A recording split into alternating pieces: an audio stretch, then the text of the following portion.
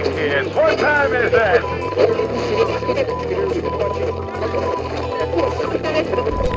Hey, it's Edson with GeekTime TV.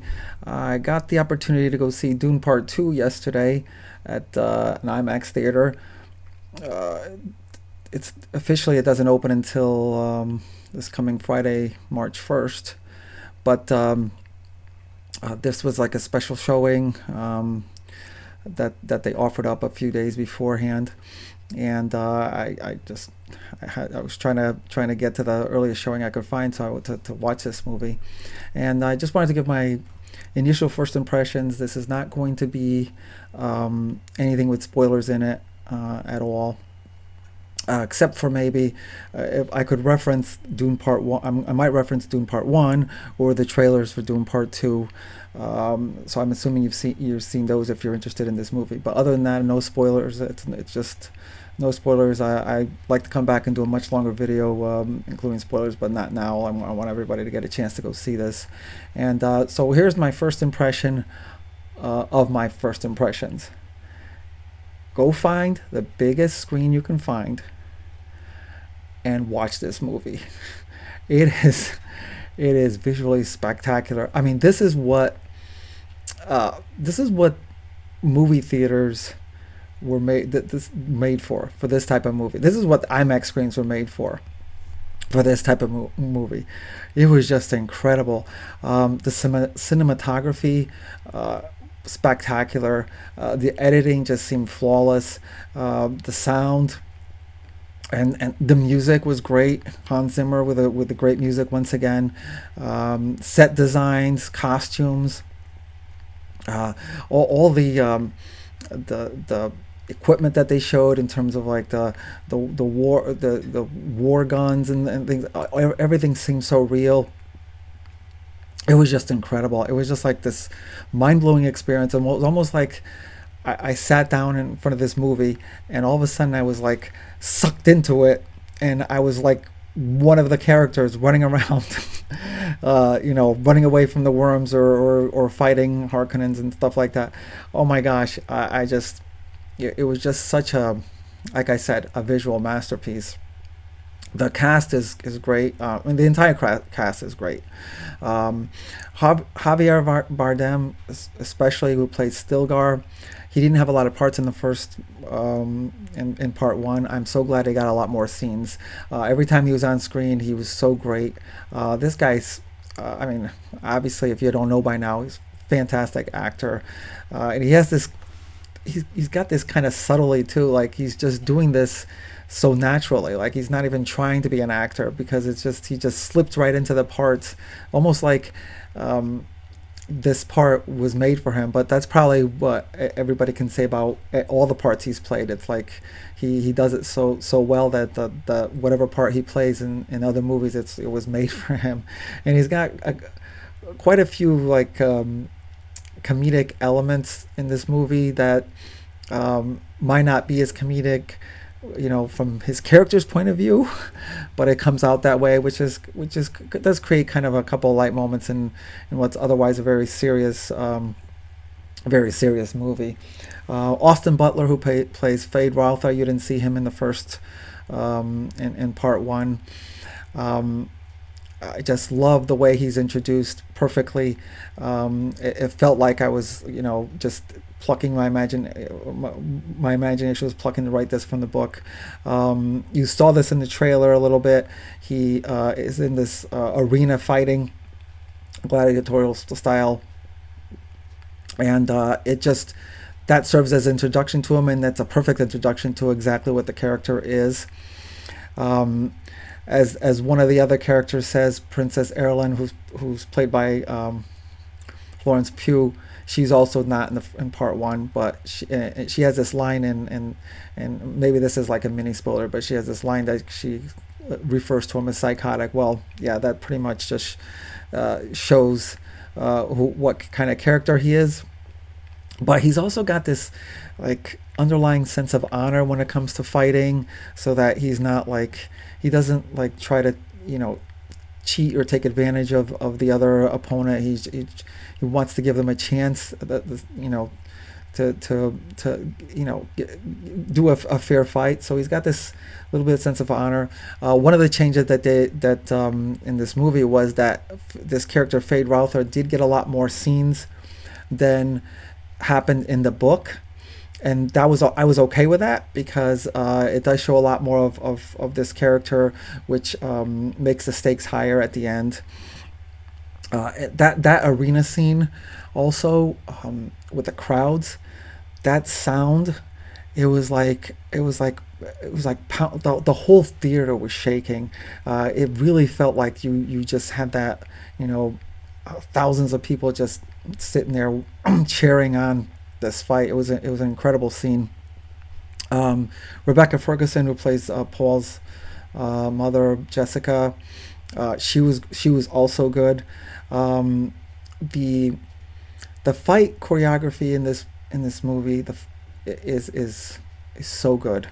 Not both the overall fight scenes when there's like from overhead, from like a bird's eye view when there's like a big battle going on, that was good, but also like the personal one-on-one fights, those are done so well. It was just I was actually kind of surprised at how well that was. The scenes with the worms, again, exactly how I thought of it in the book. You also saw this. You saw a little bit of this in this trailer where Paul is trying to ride a worm. And back when I saw it in the trailer, I was like, "Wow, this is like the best thing I've seen related to this movie." But that part in the trailer is not even close to that full scene. The full scene is incredible. We really get a sense of like, this is not like just something that you just do on like a Sunday afternoon. You just go out and do that. Like it's either a do or you most likely die from this if you're not, if you don't accomplish this. What else? Like I said, Hans Zimmer's music was great. Okay, so like I said, I thought this was. Oh, I was just gonna say that. I lost the train of thought. I was just gonna say that the 2 hours and 45 minutes. No, didn't seem that way at all. It was almost like I sat down to watch this. It started, and all of a sudden, the movie ends, and I'm like, what just I was just like, was I actually in the movie? And that's why the time went by fast. Those 2 hours and 45 minutes do go by fast. So I was not like where it was, just dragging or anything like that, because there is a lot of material going into this from the book, that needs to be told in this movie. So all right, now I have a few quibbles that have to do with. Of course, I can't go too much into it. But do I have any kind of like criticisms? Yes, but they're all related with mainly changes from the book, and that's something I expected to happen. I mean, I'm very well versed with the subject. I've read the book well into the double digits by now, probably like 12, 13 times. I read it again leading up to the movie because I wanted to, just go in there with a fresh mind, which was probably a mistake because people who are not familiar with the source material are probably going to enjoy this movie a whole lot even more than I did, because they're not going in there with this voice in the back of my mind. It's like, well, where's that from the book? Or, oh, I was looking forward to this, or why is that changed or anything. So it's probably good that you don't have that annoying voice, trying to compare the movie with the book. No adaptation is going to be perfect regardless. So I have a lot of those little things that I would love to go over in a much longer video, and a more deep dive thing, which is going to include a lot of spoilers. So I'm not going to do that here at all. The one thing I'm going to say is that Denis Villeneuve, his choice to the way he made the character of Chani, I thought I didn't like that. That was like a change that that I just didn't think was necessary. The way she was portrayed. I don't have anything against the actress Zendaya. She goes by the script, so it's not criticism at all about that. It's just the way she was portrayed. Um, I just thought that was too far in terms of the changes that was made to her character, and that's mainly my main issue with this movie. Um, Other than that, it was really well done. I mean, I have a obviously I have a bunch of little quibbles that criticisms that again have to do with the book, but that particular one where he decided to go with in terms of her character is just I was that was like I was genuinely disappointed in that part. And I don't know if that has to do with his like, if you know him at all, I know he does favor female characters more than male characters. I mean, if you've read his interviews, or you know what I mean. And I'm not sure if that played into it or it's just something that he thought would just make the story better. But the Dune story, at least the first two books, Dune and Dune Messiah, are mainly about Paul Atreides. They're not like, his character is like up here, and then all the other characters, Jessica, Chani, Stilgar, it's like they're all down here. It's not like they're equal or anything like that. That he is the main character. So I don't know if he was trying to do anything with that. I mean, other people who are familiar with the source material or read the book, or even those who are not, you let me know if I'm wrong. Because well, yeah, it's mostly people who already read the book. Let me know if I'm wrong about if if the changes were too much in terms of that particular character. And of course, the ending, he changed it. I understood why he made the ending open, more open ended instead of like a real finality ending like the book has. Obviously, there's a second Dune book and there's a third Dune book and all that. So there's the story continues, but the ending of the Dune book does have a certain kind of ending that if there was no part of the story after that, or if you didn't read any more, you were fine with it. But in this movie, it kind of ends in a little bit open, and I know that's because he's trying to make a third movie. Which is based on the second book, Dune Messiah. So I kind of figured that's what's the point of that. I might still have some kind of issues about the, especially when it comes to the last third of the movie. There was quite a few things that happened in there that was kind of like I was kind of a little bit, okay. I mean, hey, he's the filmmaker. He's the one who knows how to make movies. It's not like I'm who am I to say, but I did disagree with the way the direction he went with a couple of things in this movie, and I'm gonna say no matter what, people could disagree with me, and that's fine too. But I like the story that Frank Herbert wrote the way it is. I even heard some kind of other person who did a review on this, which they said something like, "Oh, Denis Villeneuve actually improved on the story of Frank Herbert." No, see, that's where I draw the line. Okay, you can have, as a director, as a writer, as a script writer, you can have a different view on it, and you can make your changes, but when you go into these things where you're saying you're improving on the source material, that's ridiculous. That's not. See, the Dune story was Frank Herbert's. That the way he wrote it, that's the way, that's the best version of it.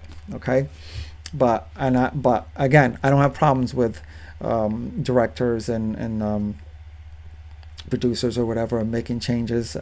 That's the way they want to put it on the screen. That's the way they put it on the screen, and I have the right to disagree if I want. I mean, all that aside, I mean, it didn't ruin the movie for me. Obviously, I have that criticism. It didn't ruin the movie for me. It's still, like I said, it's a great movie. It's visually spectacular. I'm hoping that this means it's kind of like the beginning of comeback of movies. The theater was like completely filled. We've had quite a few bombs last year. of movies, and even one so far this year before this one. And it's, you know, I'm hoping that this movie kind of like starts up another great round of great movie making. And I'd be happy if this was such a great success. I want to see a third film. So if I was going by just the technical aspects of it, and if I was watching this movie from like a you know, someone who with no prior knowledge of the source material of the book or anything like that, I'd easily give this a 9 out of 10, no problem. I mean, without hesitation. And I wouldn't do a 10 because and I don't think anything's going to be perfect. So, but it's easily, I give it an easily 9 out of 10. But seeing that I am going into it, knowing about the book and the changes they made, and by the way, I do agree with a lot of the changes he made. I thought it was great in terms of the on screen, that it made it really well. So, and some of them I didn't agree with.